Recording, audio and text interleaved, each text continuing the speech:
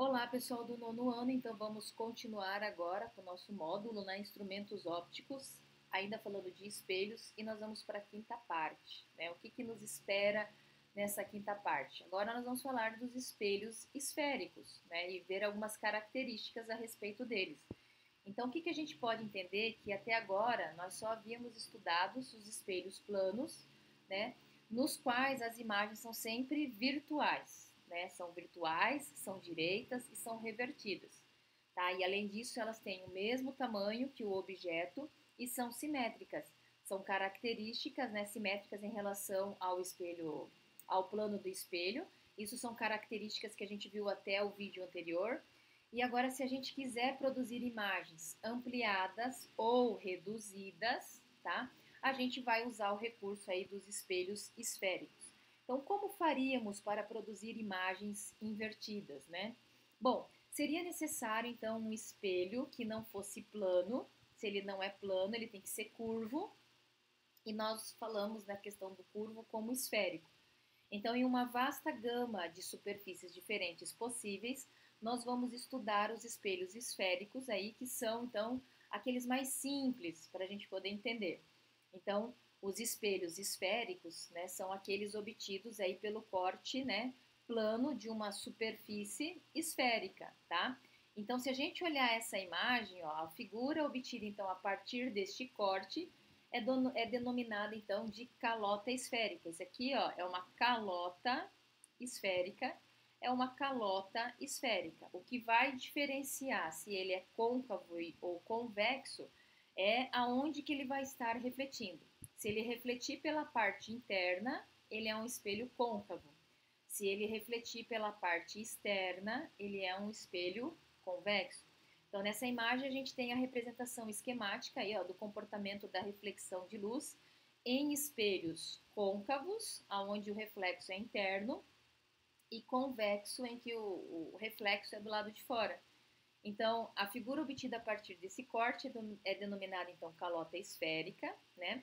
A gente pode entender a casca da tampa de uma laranja, por exemplo, pode ser imaginada aí como uma calota esférica.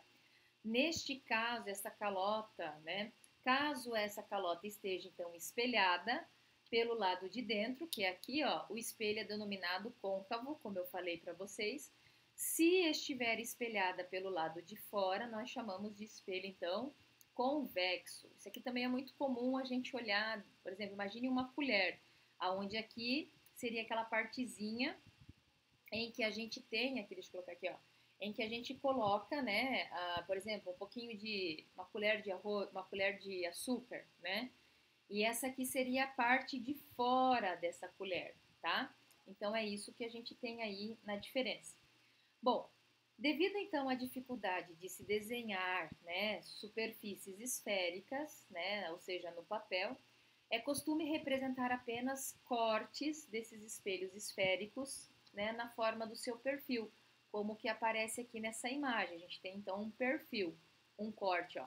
O espelho seria toda essa aqui, ó, circunferência, mas nós estamos cortando apenas uma parte e mostrando o seu perfil. Se a gente observar, né, desenhos aí que se destacam alguns dos elementos geométricos, nós vamos ter isso aqui, ó, tá? Então, olha só, o que a gente pode trazer em relação a isso? Nós temos o C como pontinho central, nós temos este A, né, que é o tamanho do ângulo, nós temos o vértice dessa estrutura, nós temos aqui, ó, né, uma reta que passa bem no meio, que é o EP, nós temos aqui uma reta que passa cortando por este ângulo, que é o ES, e a gente vai saber melhor o que seria então essas letrinhas dentro dessa imagem aí. Então, vamos lá.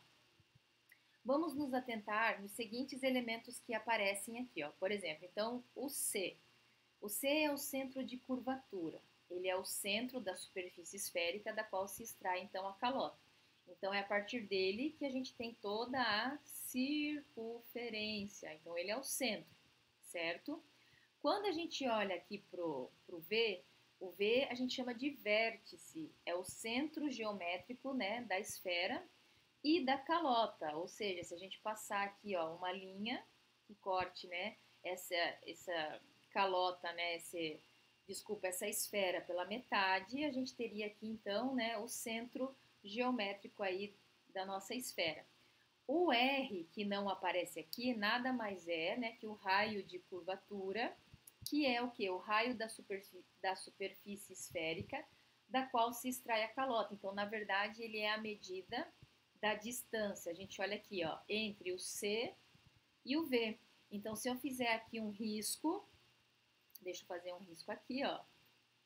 Essa aqui, ó, essa distância é o meu R, né? É o meu raio de curvatura. Do mesmo jeito que eu posso analisar essa distância aqui, ó, que vem até a circunferência, também é o meu R, tá? Então, já apaguei aqui, ficou melhorzinho, né? Deixa eu voltar agora, isso para o laser. Então, a gente tem essas características. Olha lá, EP quer dizer eixo principal, e ES, o eixo secundário, que seria o quê, né? Uma reta que passa aí pelo centro e intercepta a calota esférica, que pode ser, né, denominada genericamente de eixo. Então, olha lá, o eixo principal, o eixo secundário.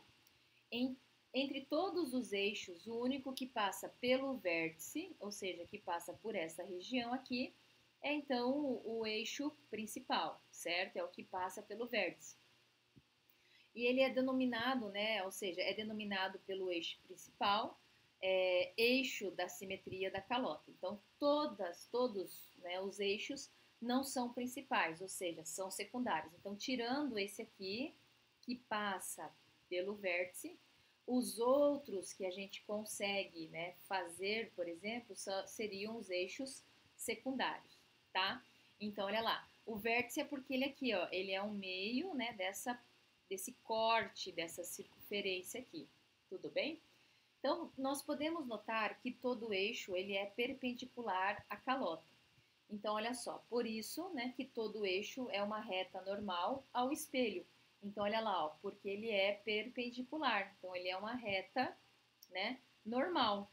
Só que se ele passar pelo vértice, ele é o eixo principal. Se ele não passar pelo vértice, ele é o eixo secundário. Aí nós temos o azinho, que é a abertura do espelho, é o maior ângulo possível, que é formado entre os dois eixos.